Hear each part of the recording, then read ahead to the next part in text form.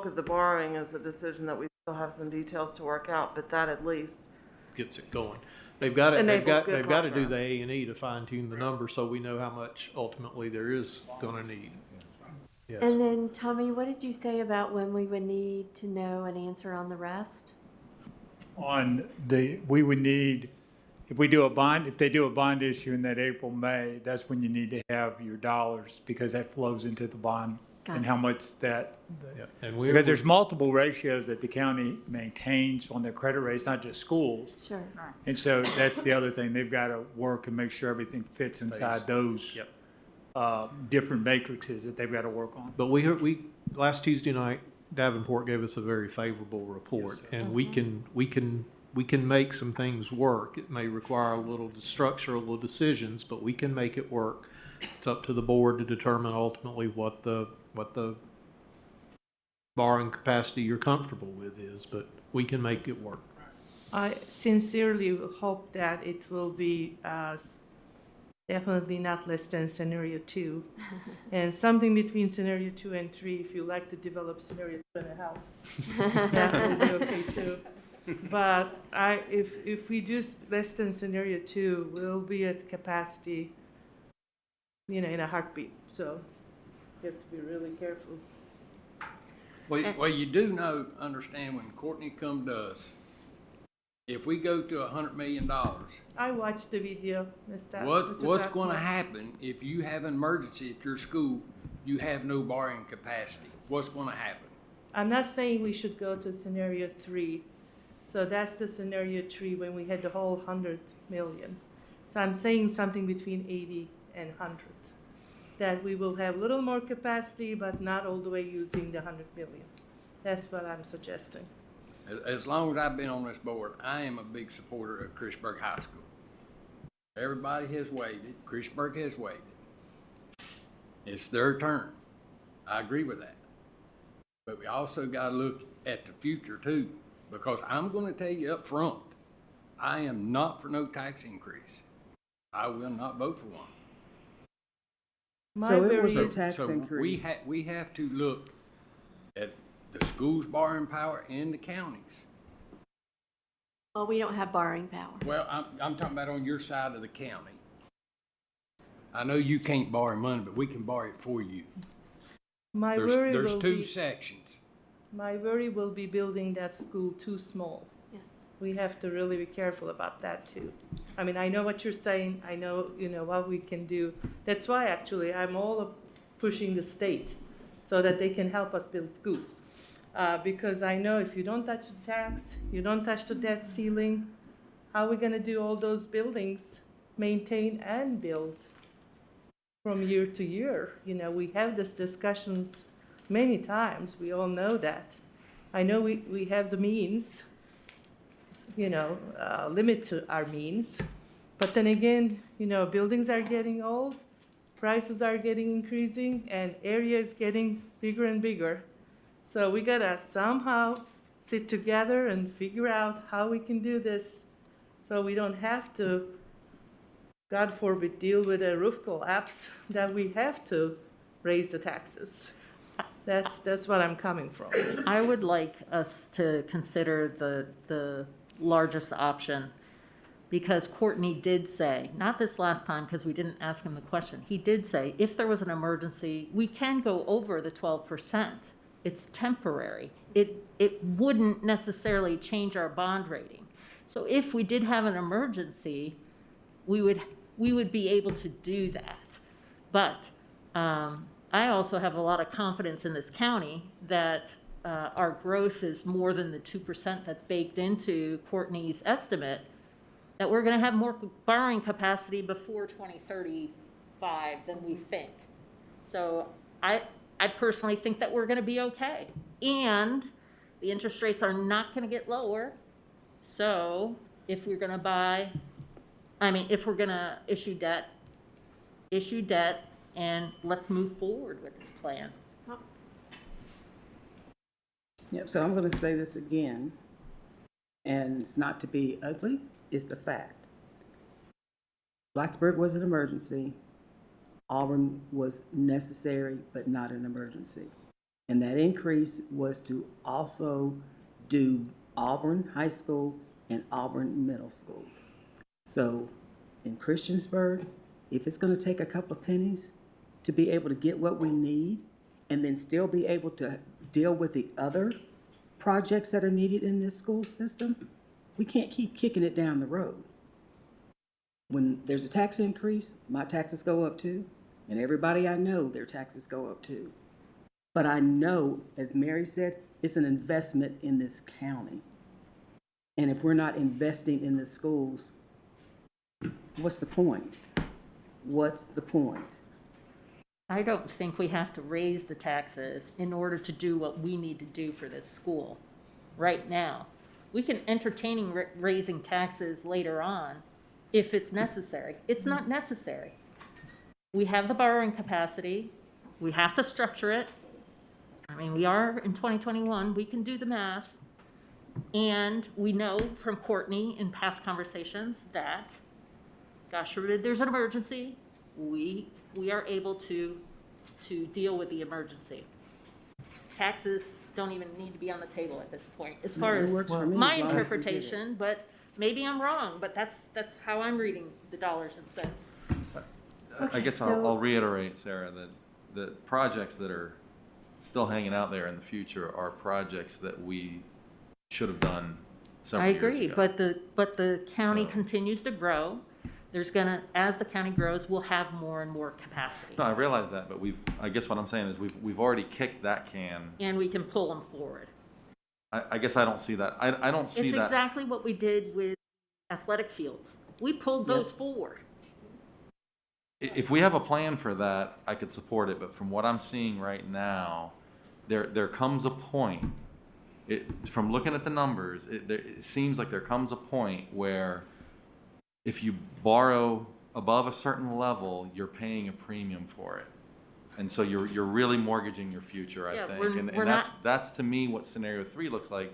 And so that's why I'm saying I would support scenario 2, and I would certainly support something above scenario 2, some kind of a compromise. Scenario 3 is not borrowing 100 million. And that was our scenario 3. It's borrowing 96.7 Right. though. I mean, Yeah, it's there's- basically there, but it's possible. It's possible. So- Without raising taxes. I think we're speculating on something that requires a lot more planning. And so we've got very talented staff that can assist with us planning for the future needs, but for the purposes of tonight's meeting, the $5 million, I think that's the most important decision that we can make tonight so we can move everybody forward. That's right. Did you say that's a decision that you guys was on the table for tomorrow? Is that what you said? It'll be, Monday if on the agenda. if the chair and vice chair agree an agenda review to add it, which I'm Right. seeing So is that heads, so something you yes, it'll be do? on the agenda Okay. for Monday night. So it's something that we can vote on Monday night and have a decision to you. Is that what you're saying, Craig? We can vote on Monday night and you guys will know Monday night. So is that okay, Tommy? Yes, ma'am. Okay. That's good. Are you guys okay with that, on that end? You okay with that? Okay, That's good. all right. Nice. Okay, good Thank you. discussion. Moving on. Lots of good questions. Are we ready to move to the next agenda item? Yes. Okay, thank you. April, thank you. Can I'm sorry, I do want to commend Tommy as well. I have the Davenport presentation right here. Tommy was at our meeting, as Dr. Meyer was at several of you. We were there last Tuesday. Tommy was there again last night. Tommy has a good grasp on the numbers, so appreciate your work on that, Tommy. Yeah, So lucky. and your work with the county has just been amazing. It has really made a big difference for MCPS. Thanks to the county for it. I'll say that. I realize that, but Thank you. We work well together. that work has been great. So the next item on our agenda is the legislative priorities for the Board of Supervisors. Would anyone like to start the discussion surrounding this topic? I'd be glad to start. Okay, I decided to bring the school voucher or tax credit issue to the board because of the concerns of citizens. Many citizens have cited several concerns they have about what is being taught or otherwise being pushed on their children. They feel their voices are not being heard by the school board or the Department of Education. Many of them would find other options to educate their children but cannot afford the cost. Talk of school vouchers is certainly not new and comes up from time to time. I would like to see the General Assembly have this debate. Many on the school board are outraged at this suggestion without even knowing if, how, or when it would occur. There could be an option where the schools would not lose any financial support, but we don't know until it's discussed. Virginia law states that a parent has a fundamental right to make decisions concerning the upbringing, education, and care of a parent's child.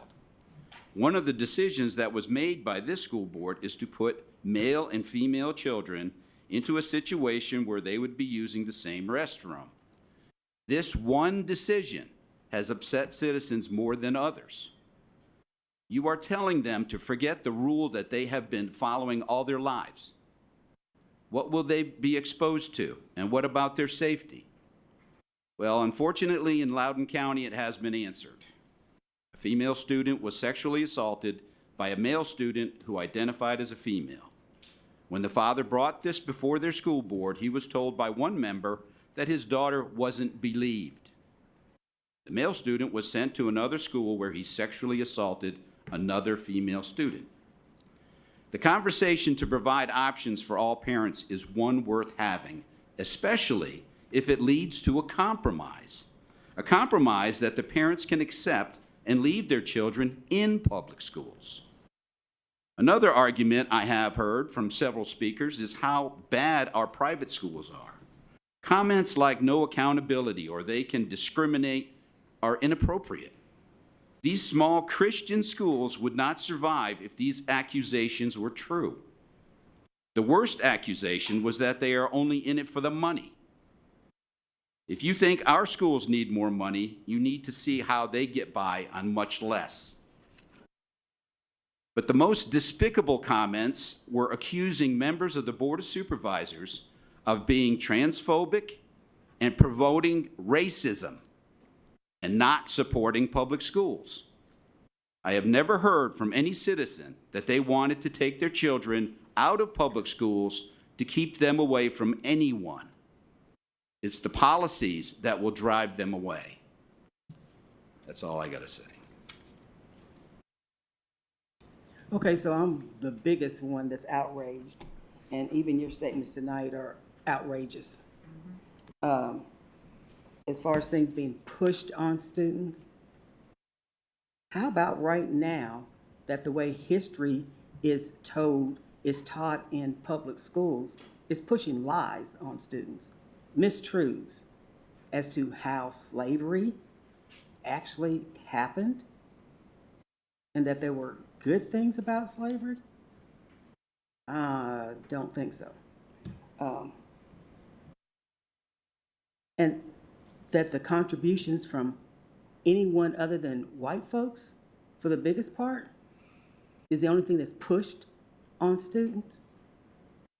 And you may not have heard anybody say that they're pulling their kids out of schools because of other students or this or that. It's the policies. It's the same thing. That's what integration was. It was a law. It's a law. But yet people fled because others were coming in, and those were words that were used by you, that these others, these are human beings. In fact, these are students. These are children who are being talked about in this manner. I remember when I was in elementary school that the restroom that was in the classroom, the boys and the girls both used them. And I'm not sure what was going on with the student in Loudoun County, but it sounded like something much deeper than the issue of trans.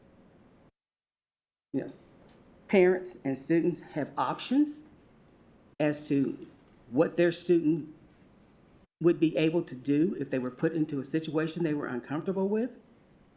But nobody wants to hear that either. So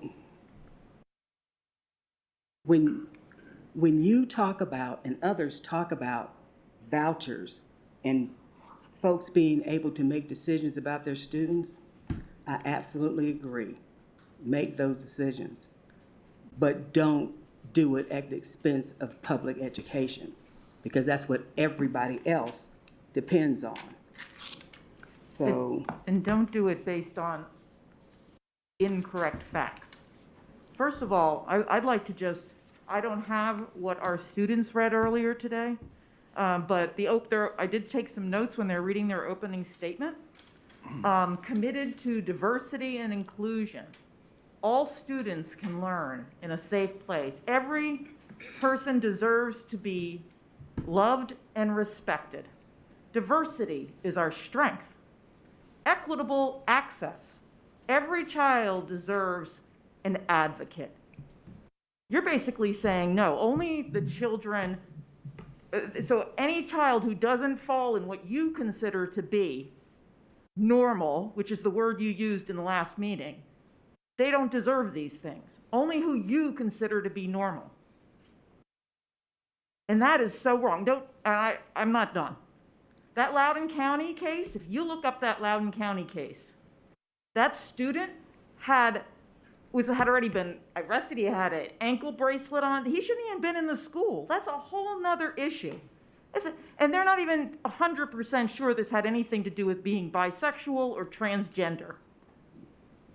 He was somebody who was already accused of rape. He shouldn't have been there. You can't compare that to a student in Montgomery County who chooses to be either non-binary or non-gender conforming, and they want to use a different bathroom. You can't compare a student who's been arrested for rape to the students in our schools. And we would never allow a student like that with that kind of a history to be in our classrooms. I mean, we are supposed to be an open and accepting community. And what you're saying is that people should be able, and you actually said, I can't believe you even said it tonight. You admitted that the reason that people want to pull their kids out of school is they don't want to use their kid in a school where maybe male and female or transgender student might be used in the bathroom. That's why. It has nothing to do with academics. We have great schools. Our students get a great education here. And you know what? If people want to pull their kids out, when I was walking in tonight, somebody yelled at me, Mrs. Cass, please vote to let us have our choice. And I said, you have a choice. Go ahead, make a choice, choose.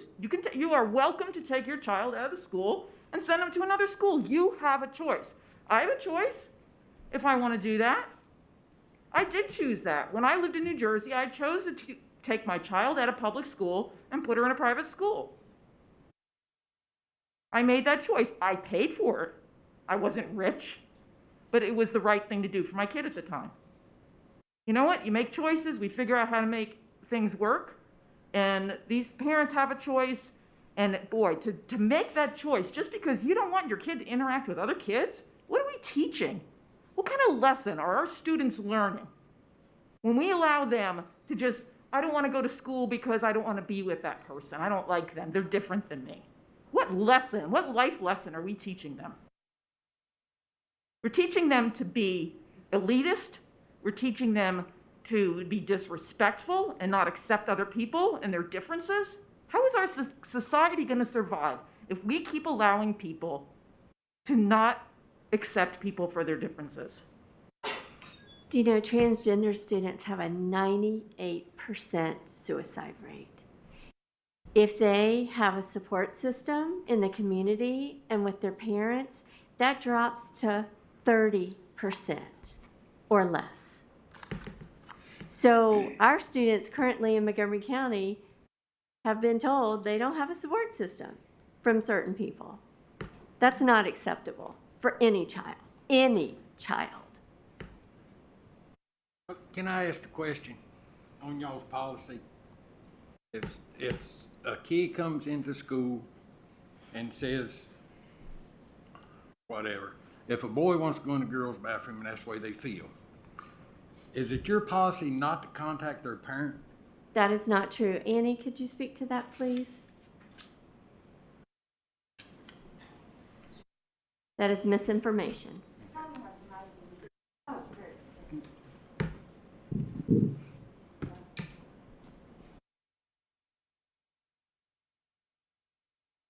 Can you hear me?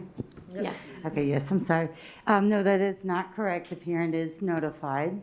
And so what happens is the parent is notified and they are brought together, the family, to have a meeting and to talk about what the accommodations are that that family may need, but it is absolutely with the parent. Okay. Absolutely. And I got some other things I need to say while we're talking about this. Just because I'm a supporter of tax credit or a voucher, it was also said that I don't support public schools. I usually don't talk about what I did because number one, the Board of Supervisors, you have to have 4 votes. But I'm going to run through a few things. When I got elected, I met with some teachers that teach Title I, special reading for kids that need help. I met with a group of them.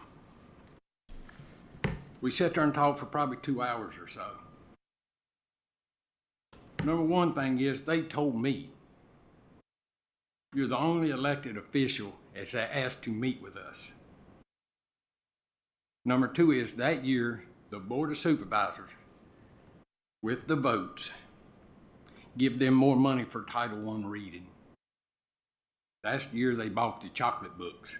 Because I looked at Craig and I seen that I said, chocolate for that much?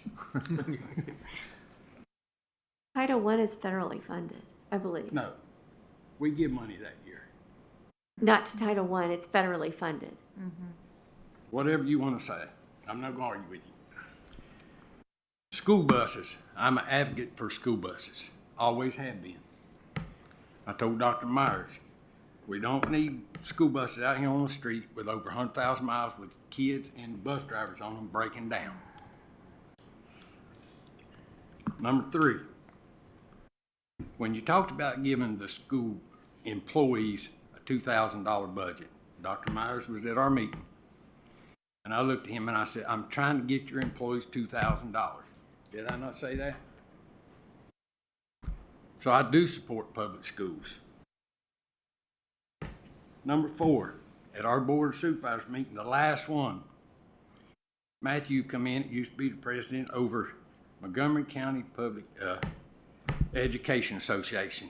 He thanked me and Miss Biggs for our support. He knows I'm a supporter of public schools. Number 5, pay raises. You have to admit, I'm all about pay raises for employees, county and school employees. I've always said, you can have $1 billion bill, but if you don't take care of your employees, you have nothing.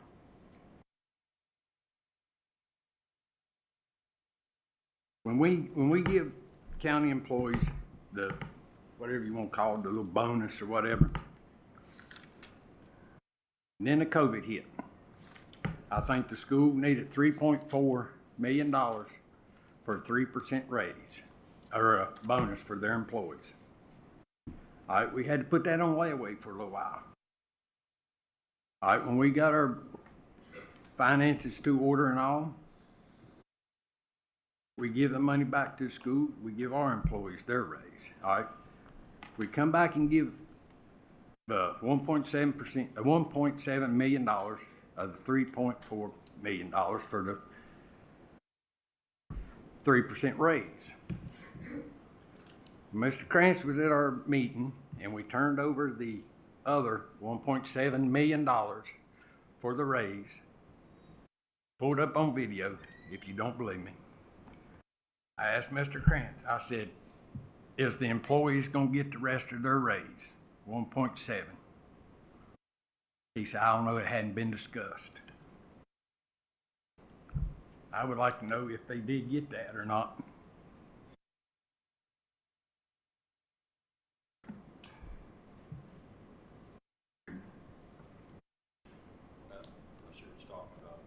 talking about did the employees get the full 1%, 2%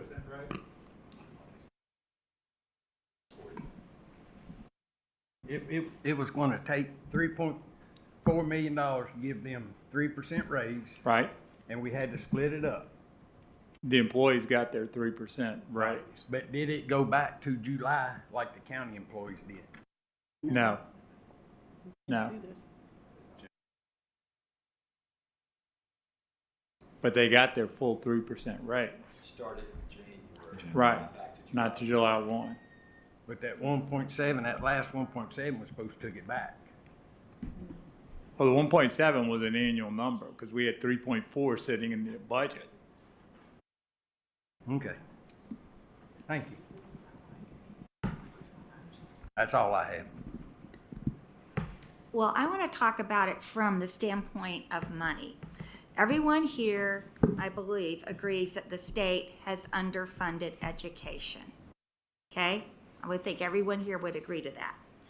So it's like third grade.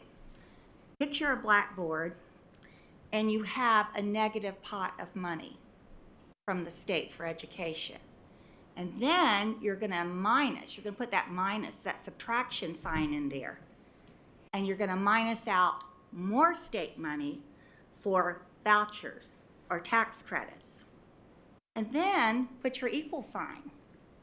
What's going to happen? You're going to have less money than you started out with in the first place, which was already negative.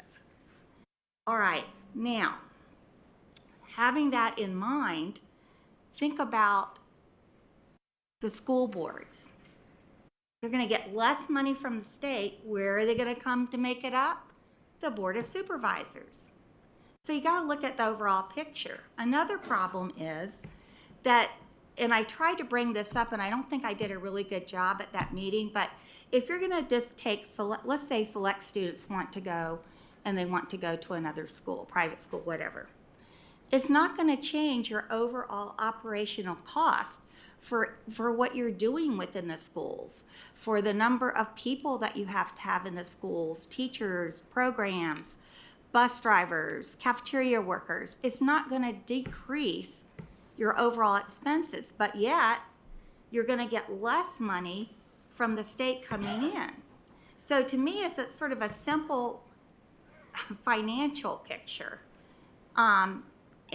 And I've always been an advocate for more state funding for education, as Ms. Coran mentioned earlier. I have pushed, and you guys know that. I mean, all the time, push, push, push. And so, personally, I would hate to see us asking the General Assembly over and over again, hey, we need more money, and then turn right around and say, but on the other hand, we support vouchers. We support tax credits. What are we really saying? What are we saying to our members of the General Assembly? So I'm sort of thinking of it in financial terms, not even getting into the arguments of anything else. It's the financial implications that really I'm passionate about, and you guys know that. So that's what my argument would be there. Very simple equation. You start out with less money, you minus out more money, you're going to have a heck of a lot less money after that equal signs. That's all I have to say right now.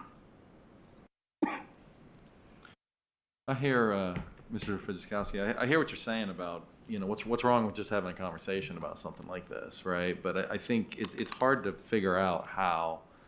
I mean, I think we've seen this tried in other places in other states, and I don't know that anybody's solved the problem about where to get this money from. I think when you look at implementing something like this, it's pretty clear where the money's going to eventually come from, whether it comes directly from there or indirectly. And I think that's why you see that reaction from people, because it feels like it is an assault on public education, because it has been in every other place that it's been tried. I mean, you can have maybe a different source of tax revenue or something like that, but I don't see how that doesn't still take away from your base of revenue. So I think that sounds okay to say, but I think I'm just explaining why I think why I feel, and I think many other people feel that way about, about having that as a legislative priority for the Board of Supervisors. And then I think on, the way, going to the transgender issue, I mean, first of all, I mean, having to personally, I understand how this is a difficult issue. I mean, it was something that was new to me, within my adult lifetime, when I had a friend who had a child who, identified as non-binary and had to refer to them as they, and it was kind of a difficult thing to wrap my head around, and I understand that, but that doesn't make people who are, just because I don't understand it or other people don't understand it, doesn't mean that there's anything, wrong with that person or that child. And I think, to say male and female in the same, we don't allow male and female in the same bathroom. We allow males in the male bathroom and females in the female bathroom. And if you're a transgender male, you're male. If you're transgender female, you're female. That's the way that it is. And I think to say otherwise is to kind of obscure things, just like, talking about the rape thing. I remember years ago when issue of homosexuality was a bigger thing in the news and that kind of a thing. It was kind of the same thing that was said, like bringing these things together that really have nothing to do with each other. But I think on the and I do agree, Mr. King, that in general, I think you guys have been very supportive. And I think that's, some of the backlash maybe that you're feeling from some of us on some of these legislative priorities is in some ways because it's kind of a surprise. It feels like, the things that we're advocating for and the things that we're doing, you guys have been generally supportive. And then all of a sudden it just feels like, we're met with like resistance in the exact opposite direction. As far as, I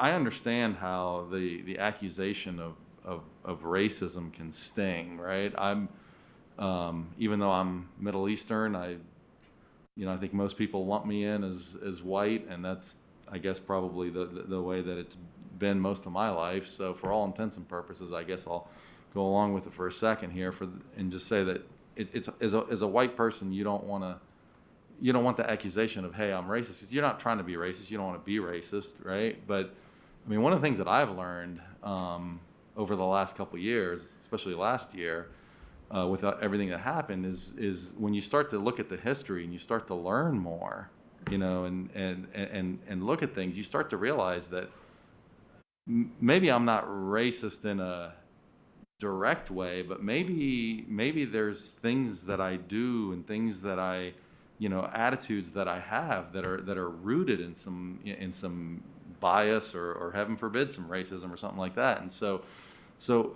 I have personally had to kind of go back and re-examine a lot about myself and my life and that type of thing. But anyway, I guess the point being that it's not enough just to say, well, I'm not racist, therefore I'm not. I mean, we can still all contribute to bias and that kind of a thing. And I think what really bothered me, and I'm sure bothered other people about the way this discussion happened, was, bringing up this whole thing about CRT, and then, it's that juxtaposition of having that conversation and then turning around and putting, the vouchers on, on your legislative priority, because there's echoes there, and it's not, I went to a private Christian school when I was in middle school, so I understand. That wasn't obviously my choice, but my parents. But I wasn't aware of this until more recently. But there are definitely racial overtones with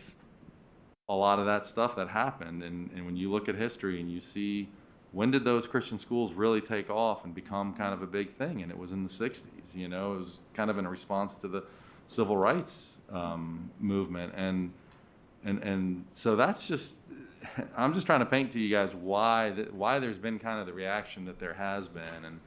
And I hope, one thing I will say is, having been kind of on both sides and grown up maybe a little bit differently politically than I am now. I mean, if you guys have questions about any of this stuff, I think it could also be beneficial to have some one-on-one conversations about this stuff too.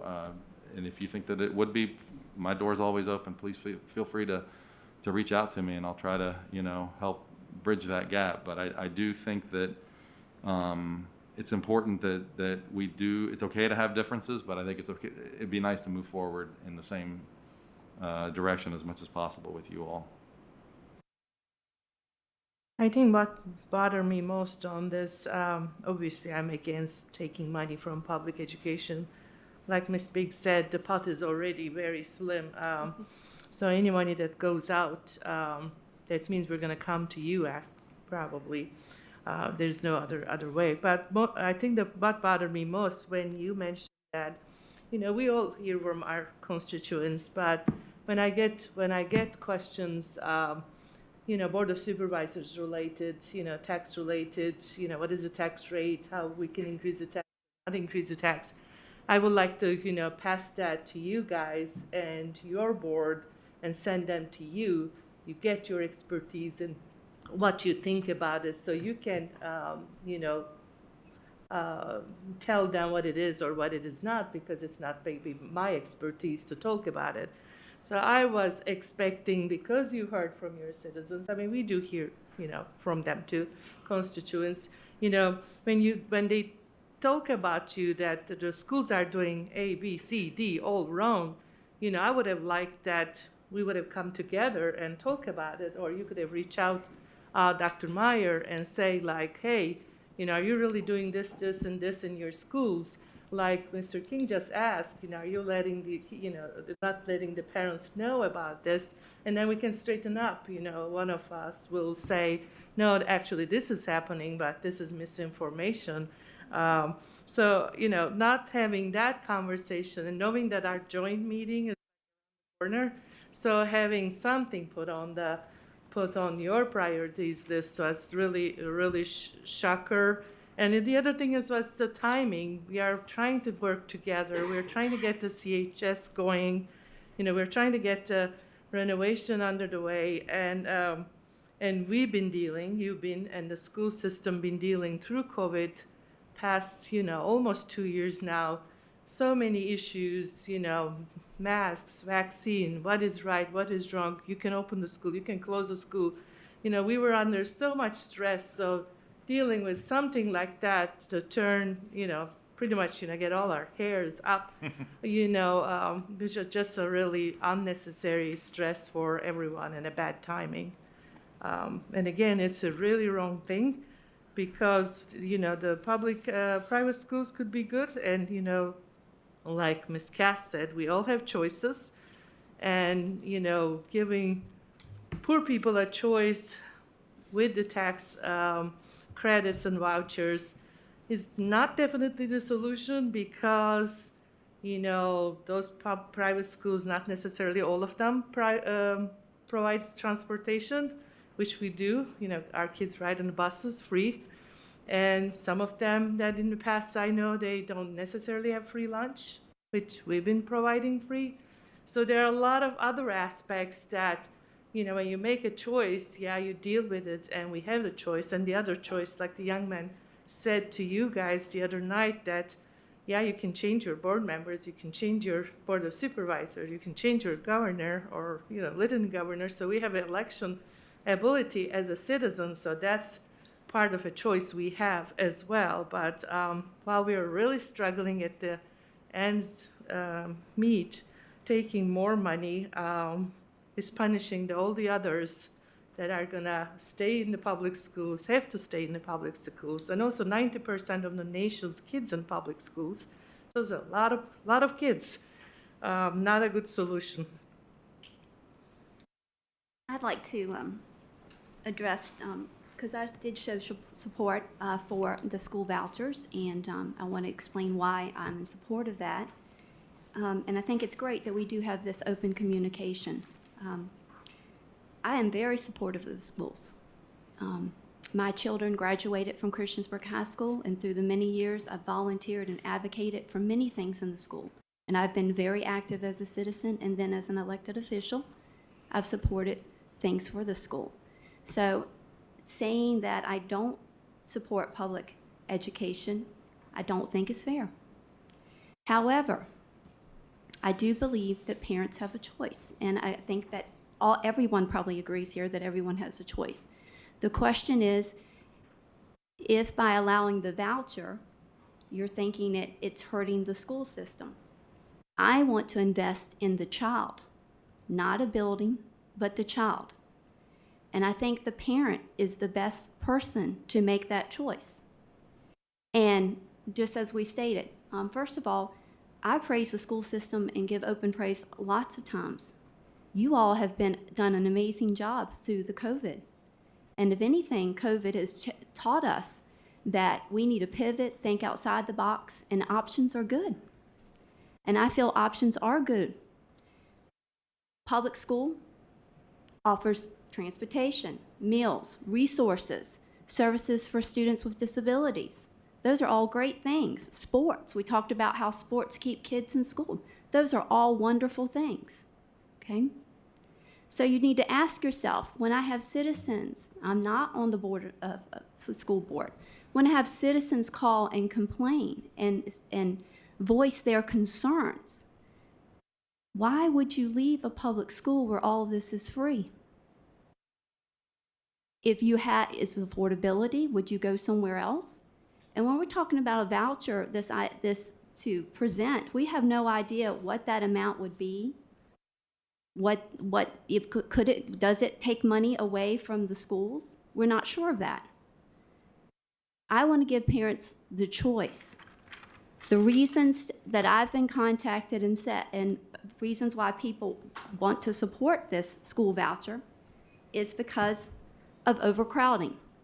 Now, someone has said, well, even if we lose a handful of students here and a handful of students there, we'll still have those same operational costs.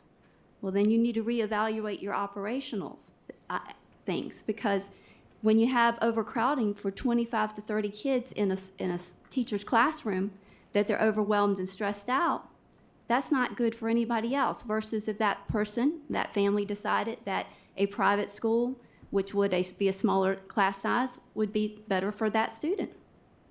You think about issues of transparency and trust.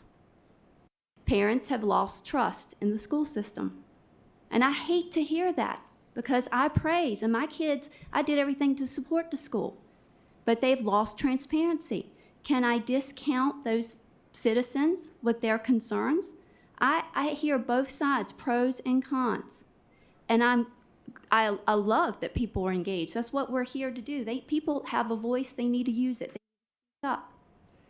But when I hear the reasons of transparency issues, and the school board, if you watch any school board, and I've attended some and I watch as many as I can, there are issues about transparency. Transparency between the board, administration, parents, teachers. Communication is big. There's a trust issue. Behavioral issues. COVID has caused great stress, and as we've already talked about, suicide rates being up, behavioral issues being up. Maybe for a student, a private school, a homeschooled, or whatever would be best for that family. That is the parent's decision. What is best for that family, for that student? We have problems with people not being compliant. I heard from the school board that there are policies that have not been enforced, and now I'm getting letters and emails from people saying, why is this being enforced now? As my understanding from listening to the school board, these are policies that have been enacted many years ago, but they have been laxed. Bullying issues. I attended a school board meeting where a student said they had been bullied. They know people that have physically been harmed, said that it had been brought to the attention of teachers and administration, and they felt that nothing had been done. That's a safety issue. Every child needs an advocate. I completely 100% agree with that. Every child needs to be respected. I completely agree with that. These are the issues, and these are why these parents have concerns. That's why I support school vouchers and school choice.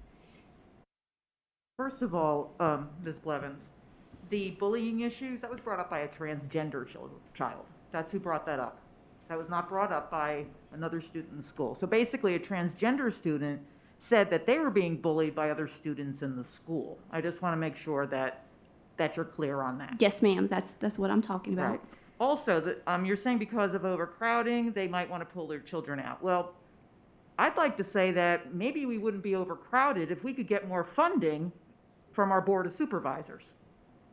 Because all of the issues that you just talked about are all based upon the fact that we don't have enough staff in our schools and we don't have enough to be able to accommodate the children in our county. So you, as the Board of Supervisors, have assisted in putting us in this position. The overcrowding in a classroom, the bullying issues, behavioral issues. We are trying now to deal, every school in this country is dealing with this. Our universities are dealing with this.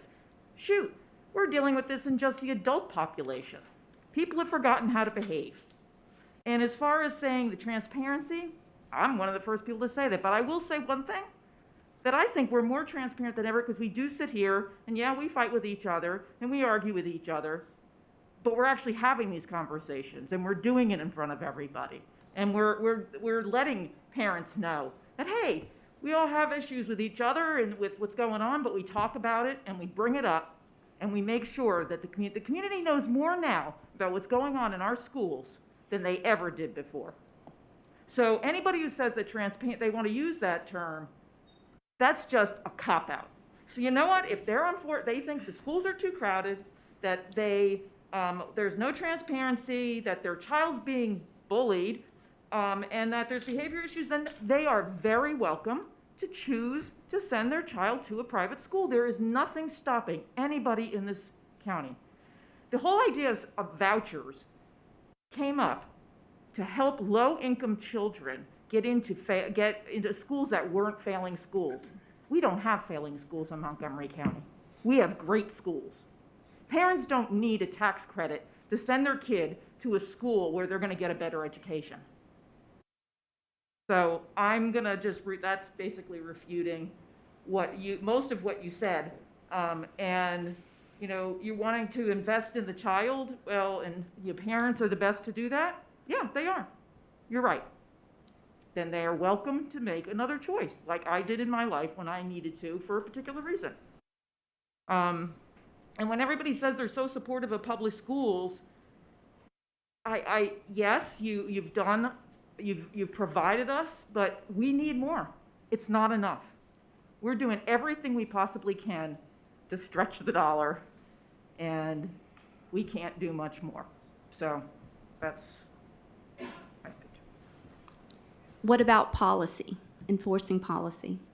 Enforcing which policy? Is that the one about what's posted in classrooms? I'll be honest, I don't necessarily, is that the policy we're talking about? One of them, yes. I believe that's what Ms. And also, Parton brought up at the last meeting. yes. Right. Because the world has changed and policy, that we don't relook at every single policy. I think it's a policy we need to relook at, how we actually manage that. What is really considered political and not political? I don't think we necessarily agreed on that at the last meeting. We talked about it and came to some conclusions, but do I feel like there is a rampant disrespect for policy? No, I don't. I think that is something that's come up as our world has changed over the last 15, 20 years. Like it's changing everywhere. No. I think that pretty much accounts for everything you mentioned. Anybody else? Yeah, I wanted to say a few things. Of course, I lose my train of thought when I speak. I'm very bad at it. I think I'm a very loyal supporter of the school system, and I have for a long time. And I think the proof of that is I'm sitting here in this chair tonight, or one of the ways I prove it. And I look at these vouchers. I know several people that have pulled their kids out of schools, out of Montgomery County schools, in the past for very different reasons, and none of those reasons are any of my business. However, I look at it this way: if I were driving a 2003 Chevrolet and I wanted to trade cars, and after I traded, I still had to make a payment on the old one, I wouldn't want to do that. So if a parent wants to pull their kids out of the school and still pay taxes, to keep it here and then pay somewhere else too, I just don't think that's a good way. I wouldn't want to do that. When I was raising a child, taking her out of the public schools was never crossed my mind. So I have a hard time even recognizing why somebody'd want to do that. But we do live in a free society, so I think they ought to have that option and have the pay that goes, or the tax money back that goes along with that. What about other services then? So can I pick and choose what I want my taxes to pay for? So what if I hired a private security guard to watch my house 24/7? Can I then now pay less tax because I don't need police officers to watch out for me? And I don't think we can use the logic of well, if a parent doesn't want their child to go to school, what about people then? What if an elderly couple moves to Montgomery County? Should they not pay taxes because they're never going to send a child to public school? I mean, that just, there's no logic. I understand what you're saying, and I understand it costs a lot of money to send your kid to private school. It's not an easy thing to do. You can homeschool, that's another option, which still isn't free, but it's definitely cheaper than sending to a private school. But I think that how can we, as far as I understand, you can't pick and choose what you pay taxes for. We pay taxes, and with that, you get a variety of services, some of which you use all the time, and some of which you may never use at all. I don't take the bus system, my taxes pay for transportation. If I don't drive a car, should I not pay taxes because I don't need to take care of the road? I don't ever drive. And just, I could go on and on. Anybody else? Yeah, I just want to say that, it's, I'd most definitely support parental choice.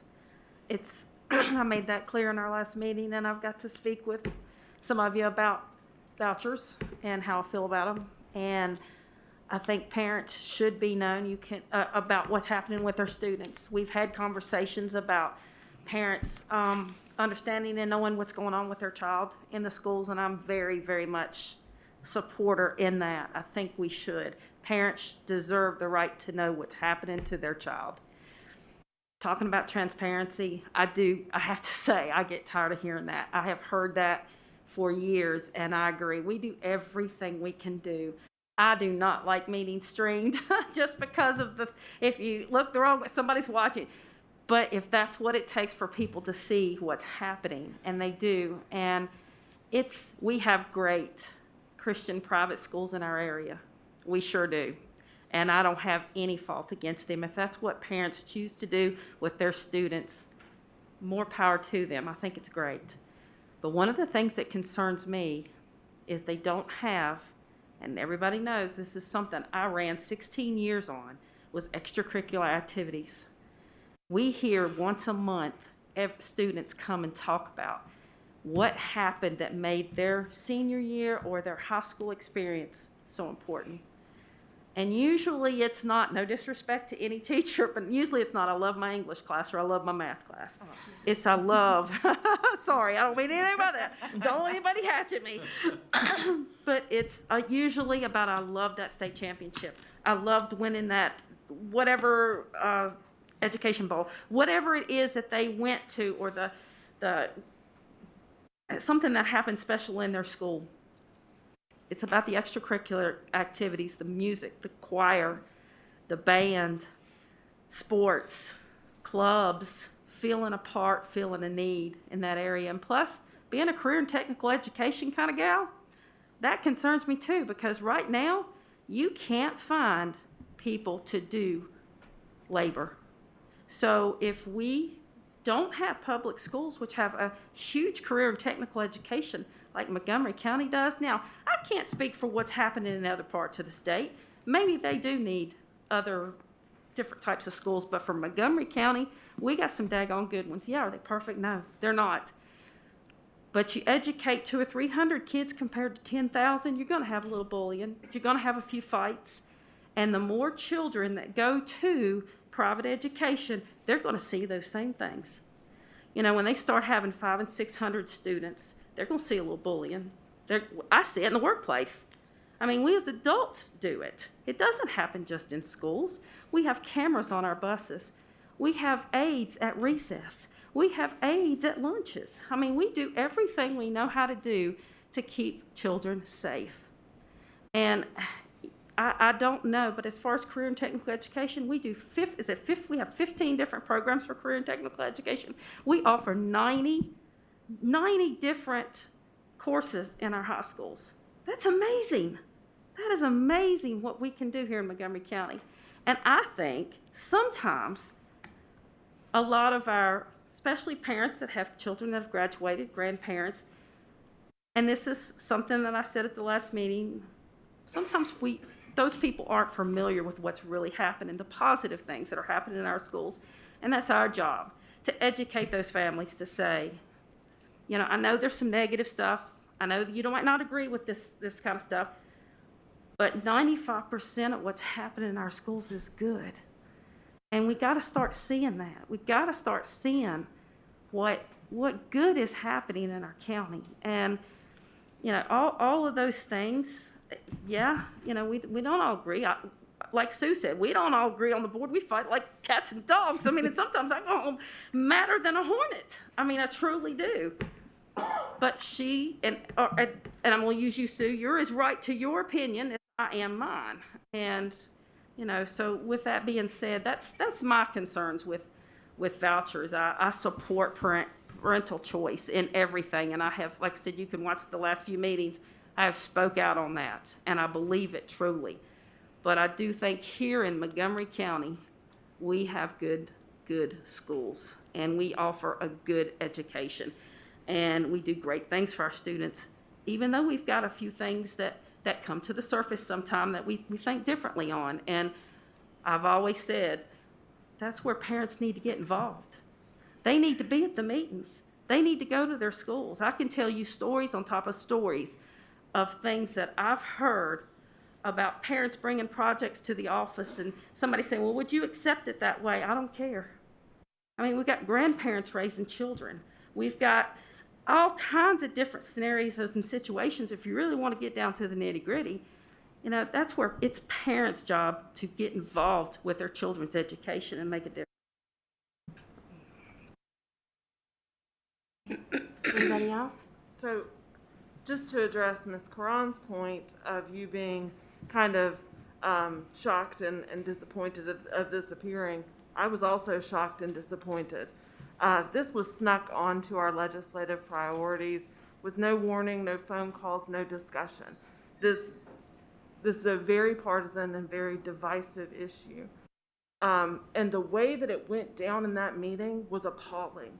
To use a 10-year-old child as an example for why we should be supporting school vouchers was appalling. There's no way, I'm not gonna deliver a big flowery speech because I don't have one. There's no way I'll ever vote for our legislative priorities with this on it. Further, I will advocate loudly to the General Assembly. If anything like this gets discussed, I'll be in Richmond. I'll be with you.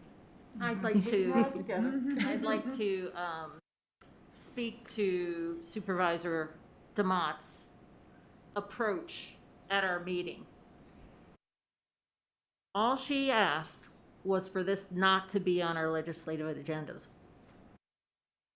We didn't need to have it there. Supervisor Fidzikowski wants the General Assembly to debate this. There is absolutely, I'm an engineer. I do spreadsheets. I compare and contrast. I ask for data, nonpartisan data. No data says that academics are better when vouchers happen. Why would we want to support something that academics would not be improved? It says that parents appreciate the choice. It doesn't say the students actually appreciated the choice. That's one thing. But let me step back again. Whether you convey that this was snuck onto our legislative priority, I don't necessarily agree with that, because we all had the right to put something on the agenda, and we all know that we're gonna debate if we think it's important, and we will.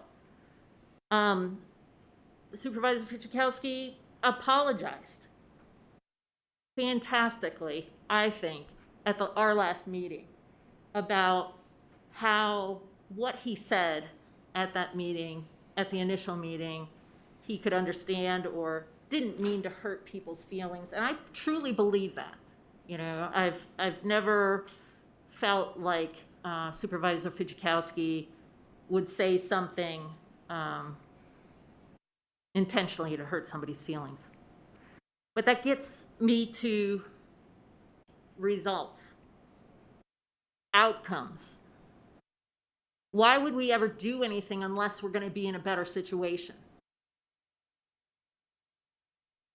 History has shown us outcomes from vouchers produce racism. Okay? I'm not here to debate the whole thing. I mean, that's just a fact. It segregates people. Private schools allow, the private schools are allowed to choose who goes to their school. Therefore, they can say yes to this person and no to that person. I don't think public money should go to organizations that have the choice to choose. So debate at the state level, why the heck are we going to want our General Assembly to waste their time to debate this subject when they did it almost 10 years ago? They already decided this wasn't good for our state. Is there any new data that says, oh, we're in a new situation, we should debate this again? No. If anything, there's more and more reports that say this doesn't help.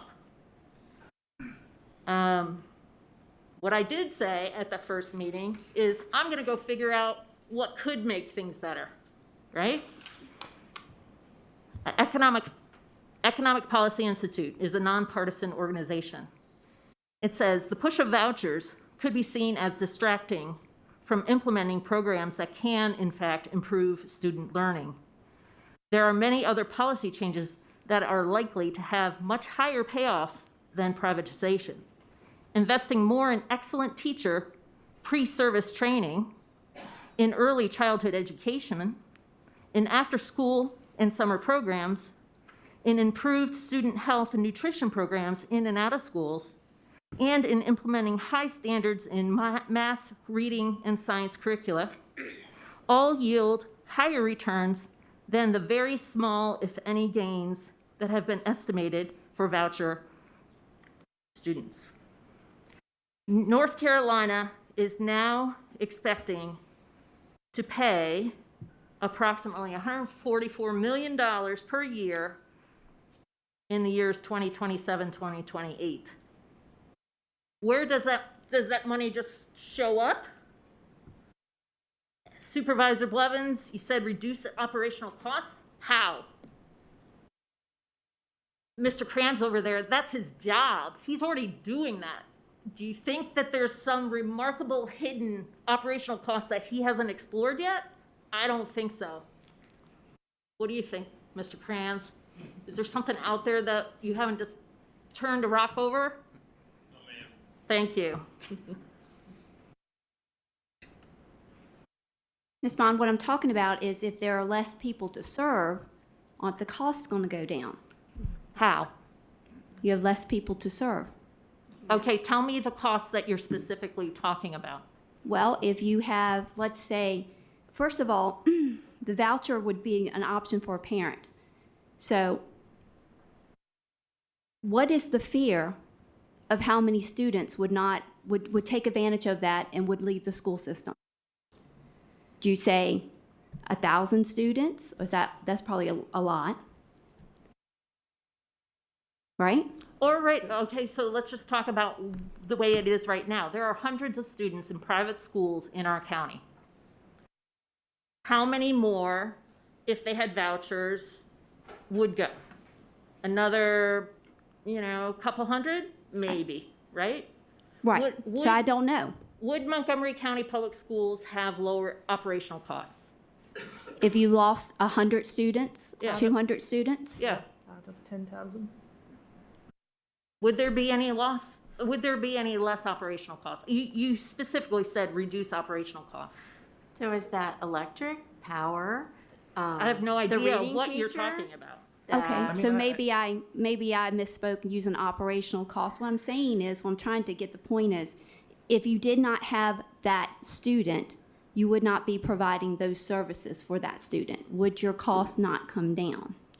So all of a our sudden- revenue would go down because of the average daily ADM ADM, per child. but what operational costs? A textbook here.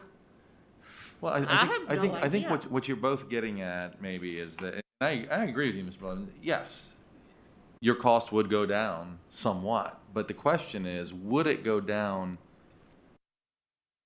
It's an issue of how much does your revenue go down versus how much your cost goes Exactly, down, and I right? think the That's revenue would go issue. down more. And I think your revenue is going to go down a lot more than your costs are going to go down. And furthermore, if those vouchers are available, to your point, Ms. Bone, that if you, I don't know how many private school kids we have in this county, but let's say we have 1,000, or let's say 500, I don't know. If there's 500 private school kids in the county and then you increase it by 100 or 500 or whatever, those 500 that are already in private school, they're also going to get that voucher, right? So you're losing that revenue too.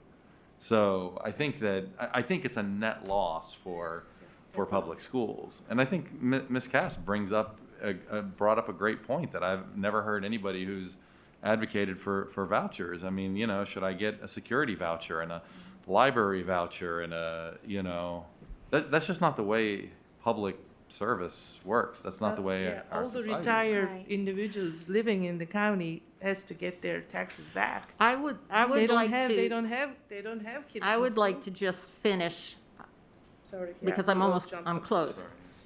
Debating at the state level, what we need is a study. And the study, all the facts are already out there. Why does a debate actually have to occur? There is it's like 99-1. 99% says vouchers and tax credits don't do anything positive. 1%. Because The only thing that showed up positive for vouchers is the fact that the parents appreciated the choice. No other results, no other outcomes came positive. 0. And this is from nonpartisan resources. does anybody else have anything? Yeah, I do. So, it's good to talk about the money. And it's good to talk about why we're going to debate this again. And it all comes back down to people who are not the way you want them to be. Whether it be their color, whether it be their sexual identity, or anything else that's different and you don't like it. That's what it comes down to. Let's have a debate in the General Assembly because of the transgender policy. That's what it's about. Let's have a debate about a pride flag in a classroom. That's what this is about. Let's have a debate about what's taught in our schools because we're afraid if people understand the truth, and it's very, very difficult to hear about the atrocity of slavery and what that did to people and what it still does to people. That's what this is about. It ain't about the money. It's about getting away from people who are different and not having to hear the truth. That's what it's about. It's about a teacher having given an assignment and a poster being in a classroom because the student was expressing their feelings about law enforcement and somebody didn't like it. It's about the pride flag flying to help support students because that's what I feel as an educator I need to do because I know how the students in my classes are suffering because they're being bullied or because they're afraid to be who they are because they will get bullied. That's what this is about. So we can talk about the money because it will devastate. And vouchers didn't start because of something that Sue said.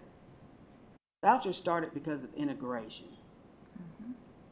You heard that from a couple of our speakers, of your speakers last week, who talked about even living in the counties where the school systems shut down because everybody fled, because they had vouchers and tax credits to allow them to do that.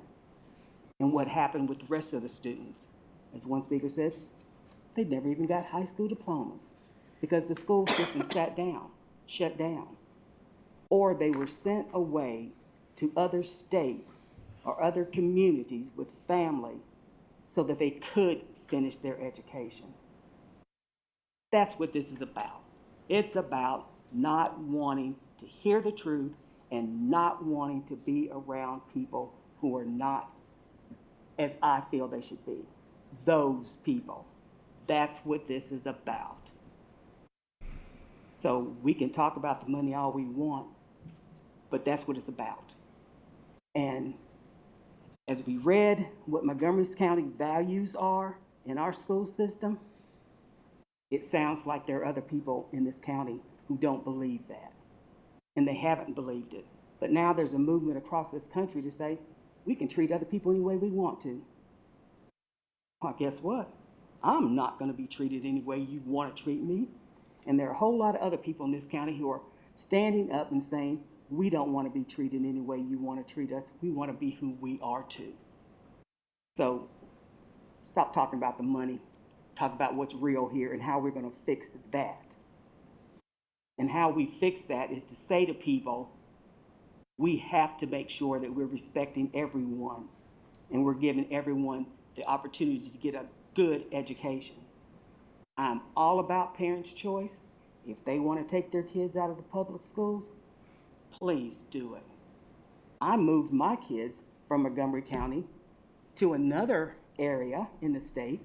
It was still public schools because I had issues with what was going on in one of the schools that my child was in. But I didn't take them out of public schools. And I surely don't believe that folks truly understand the impact of the money. If you take your child out and there's only your child out of that classroom, we still have to pay the teacher. We still have to heat and cool the room. We still have to provide the bus transportation. We have to provide everything, and it still costs the same. We don't get a discount. So let's be real here. So if we want to start having conversations about how we move forward through this and how we have a better understanding, it ain't about the money. And I'd be more than willing for us to have that conversation. Because what you're hearing from parents is not about the schools. It's about what they don't like or who they don't like in the schools. Or my child hearing something that I don't like. You know, I keep talking about South Lake, Texas. Their latest little thing was, we need to teach an alternative to the Holocaust. There's no alternative to that. It was the Holocaust. Millions of people were killed, Jewish people, because they didn't like them. Slavery, same situation, because these people are not who we think measure up to us, so we'll treat them differently. So, yeah, Montgomery County needs to have a deeper conversation about that, and people sitting in leadership positions need to stop trying to cover up the truth about what's going on and start having those conversations too, because that's what it's about. Anybody else? All right, our next item on the agenda is our agenda preparation. The agenda preparation is listed on your agenda. Our next meeting is November 9th in this room. The next item on our agenda is the payment of bills. Does anyone wish to make a motion regarding the payment of bills? So move. Second. Any discussion? All those in favor? Aye. Aye. Any opposed? The next item on our agenda is the personnel report. Does anyone wish to make a motion regarding the personnel report? Motion to approve. Second. Any discussion? I'm sorry. I didn't hear the second, I'm so sorry. That was Miss Bond, I think. It's fine. Thank you. Any discussion? All those in favor? Aye. Any opposed? I adjourn this meeting at 10:02. Thank you, everybody. Thanks, everyone.